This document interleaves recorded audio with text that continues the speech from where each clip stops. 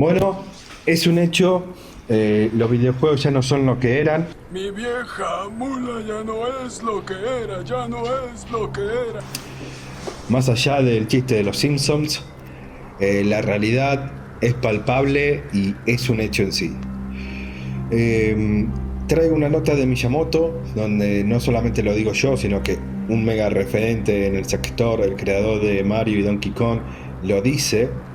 Y lo que quiero decir es que eh, todo ha cambiado, y no fue de un día para otro, pero sí de que íbamos a este camino, en esta dirección hace mucho tiempo, y la misma gente de las industrias se están quejando. ¿Y qué es lo que va a pasar?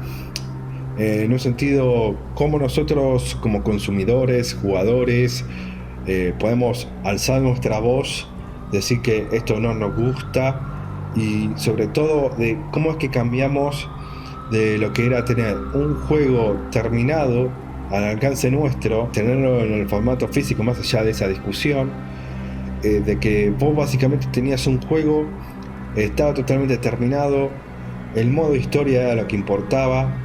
Está bien que después vino el modo online, gracias al acceso a internet y demás, pero cómo se fue desvirtuando todo, hasta que una persona que es referente se está quejando de esto, de que hoy todos los juegos se parecen, son ultra genéricos entre sí, la competencia es voraz, pero no hay como ninguna empresa o alguien que diga quiero hacer algo diferente, ¿no? Y eso es como que lo que me cabrea un poco, en el sentido de que, y que bueno, que justamente Miyamoto también lo explica, de que acá en la nota de Games Radar, que la dejo así para cualquiera otro que lo quiera leer, yo simplemente la traduje, Miyamoto dice que más que nada es en una entrevista que le hacen de que cómo se dio cuenta que un personaje como Mario iba a vender.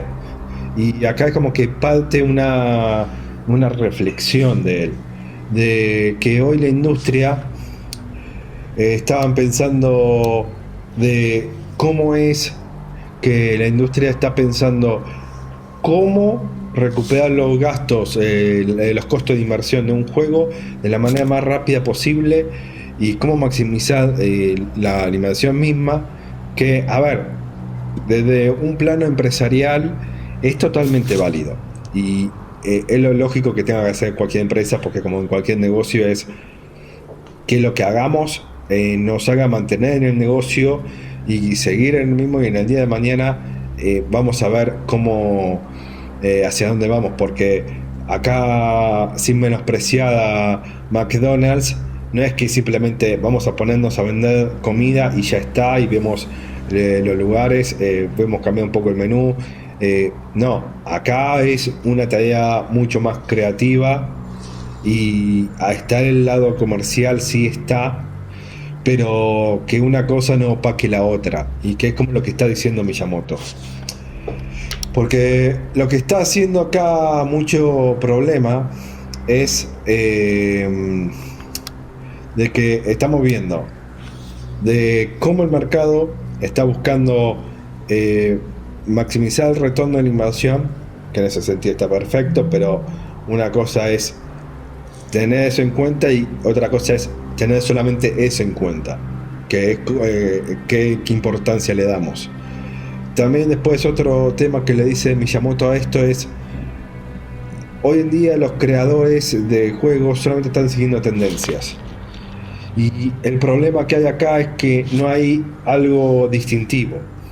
Porque antes, yo digo, la consola más icónica para mí fue la PlayStation 1, por sobre todo por el salto de lo que fue del 2D al 3D, que ese salto tecnológico fue el más importante para, creo que de la industria.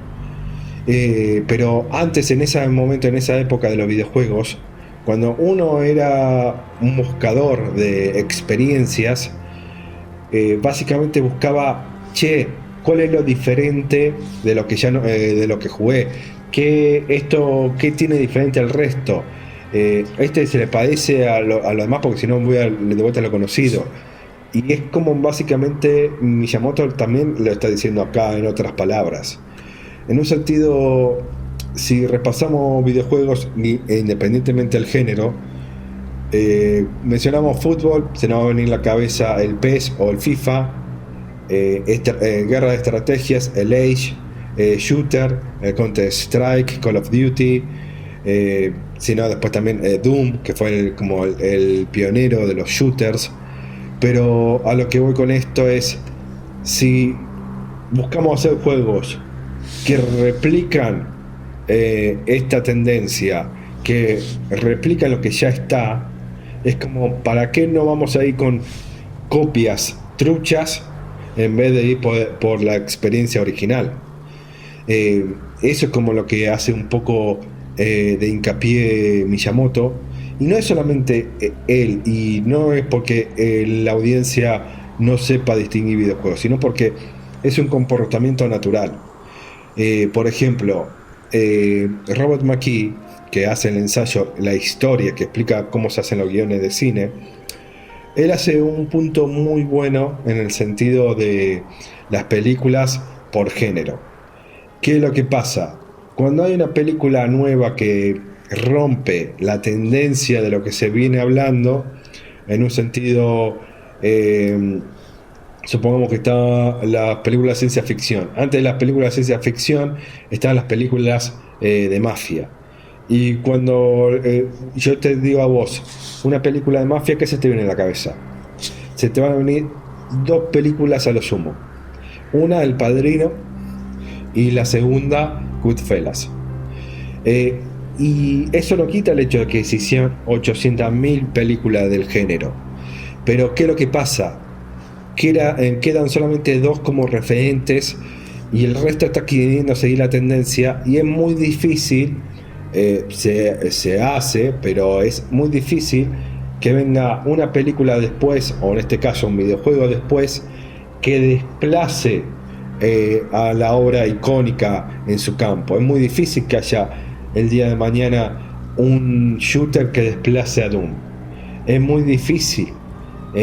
O es muy difícil que haya otro juego que no sea el FIFA o el PES que diga, no, porque esta experiencia es hiperrealista y le haga olvidar de un día para otro al videojuego, por ejemplo, sin ir más lejos. En el caso de audiencia, cuando el FIFA empezó a instalarse como tal, y que era que FIFA, la corporación, no le licenciaba más a PES para tener los derechos de los nombres y de los clubes, que eso ya fue como condicionando a que PES perdiera relevancia y fuera FIFA quien instalara su propio juego.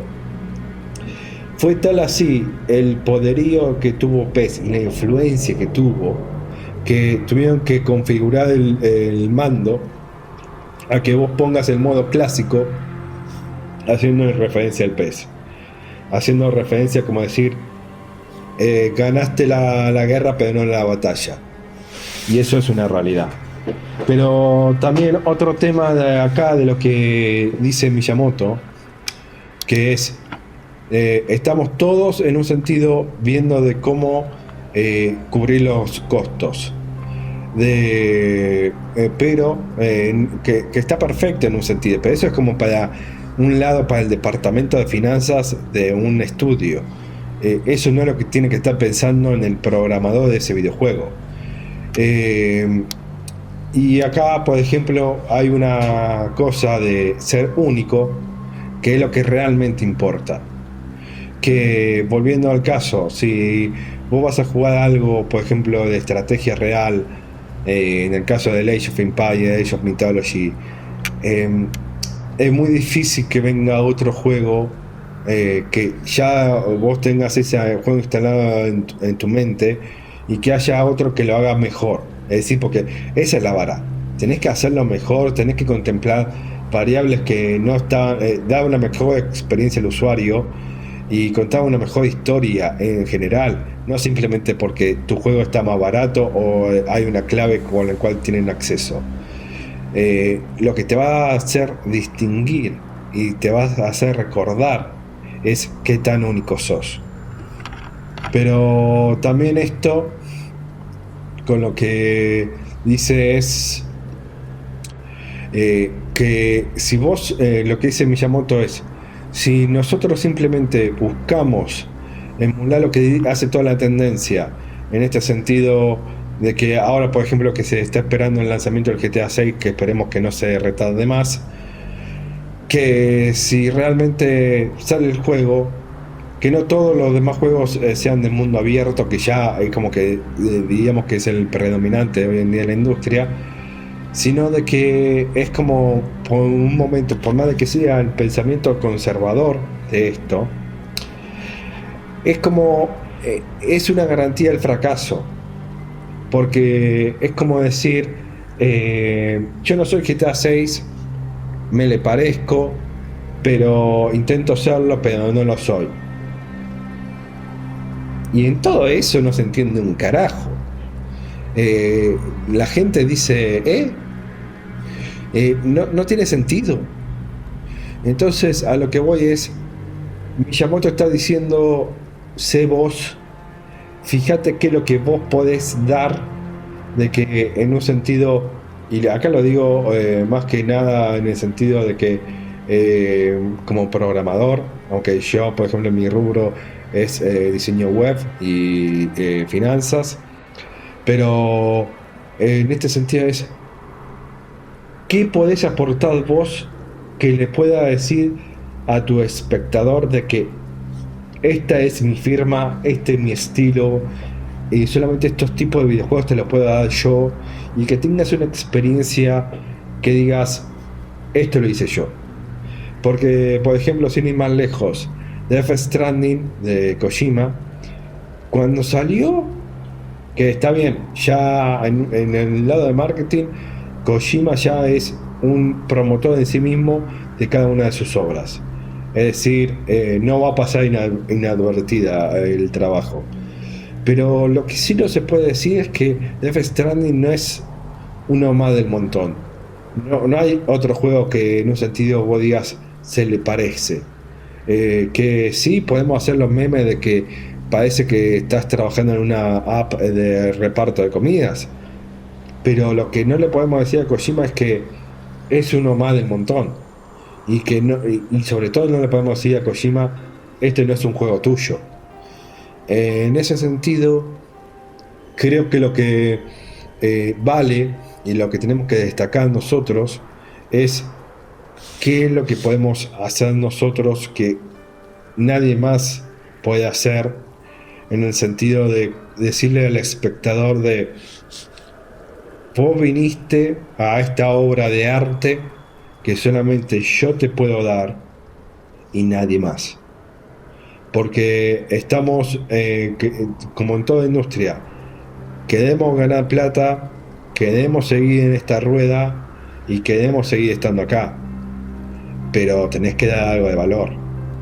Estamos trabajando como si fuera trabajo en serie, en masa, pero no, eso no quita el hecho de que los videojuegos en sí son obras de arte en sí, son expresiones, porque volviendo al caso de la programación, todos podemos hacer bucles, alistas o cualquier tipo de software como tal.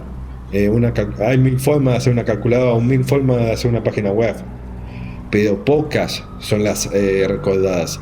Poca es el software que vos decís vale la pena de seguir usándolo, porque y no solamente eso, pocas obras van a tener el paso del tiempo y van a ser videojuegos que vos digas quiero volverlo a jugar, que eso significa, eso no lo podés programar.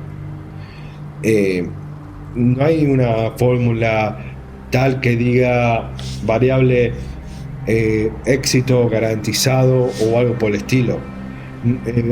Hay un montón de obras que vos decís de la plataforma Game Boy, de principio de Sega, de Family y demás, que con todas sus limitaciones eran videojuegos que cautivaban, te imitaban a un mundo, te contaban una historia, te metían ahí y eran distintos al resto.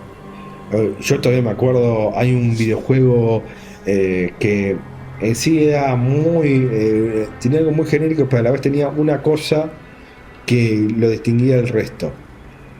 Un juego de acción llamado Total Overdose, que básicamente el protagonista tenía que pelear con ladrones y básicamente tenía armas y vos matabas a los ladrones, valga la redundancia, y una vez que la palmabas podías apretar una tecla que rebobinaba, esa palabra ya ni existe, que ponía el tiempo atrás y retrocedía la acción y vos tenías como una segunda oportunidad de pelear con un enemigo. Y era una totalmente estupidez esa lógica, pero ningún otro juego tenía eso, y era loco de que te da una experiencia que se distinguía del resto, porque si vos haces lo mismo que hacen todos los demás, es como decir, entre todos, siendo igual del montón, no te vas a destacar, porque aún así, siendo igual a todos los demás, tenés que ser el mejor dentro de los iguales para destacarte. Y es como medio, no tiene ningún sentido. Es decir, buscar qué es lo que a vos te distingue y qué es lo que el resto no puede hacer de vos, porque ahí está también tu fortaleza. Porque también otro punto de que recuerdo acá es cuando era la generación de PlayStation 3, fines de los 2000. El videojuego, sobre todo las empresas japonesas, y esto se lo escuché a Baiti, atravesó una crisis creativa muy fuerte. Y sobre todo porque estábamos viniendo del boom de lo que fue la PlayStation 2, que era como decir, es como que cuando una banda saca su mejor disco y saca su disco más icónico, y el siguiente disco es como que tenés la presión de decir, tenés que sacar algo a la altura o redoblar la apuesta. Y lo que pasó es que básicamente en PlayStation 3 las compañías japonesas, porque no fue solamente Sony, buscaron como occidentalizarse, en el sentido de que salieron videojuegos que parecían ser apuntados para el público americano, mientras que eran japoneses. Entonces era como que generaba una situación rara, en el sentido de que no era ni japonés ni era americano. Era como cuando hoy escuchamos obras traducidas en doblaje neutro, que en un sentido, si creciste con eso, como acá en el caso de Argentina, cuando ves los doblajes de Dragon Ball o demás, si creciste con eso no te das cuenta y lo aceptás, pero ya es como errado porque te descoloca. Es como el que de repente vos estés esperando al que te traiga algo de un videojuego japonés que tiene toda la impronta de Japón y todo lo que eso conlleva, porque quitando el videojuego, si a vos te gusta un videojuego, es muy probable que te guste el anime, te guste el manga, te guste el cine japonés.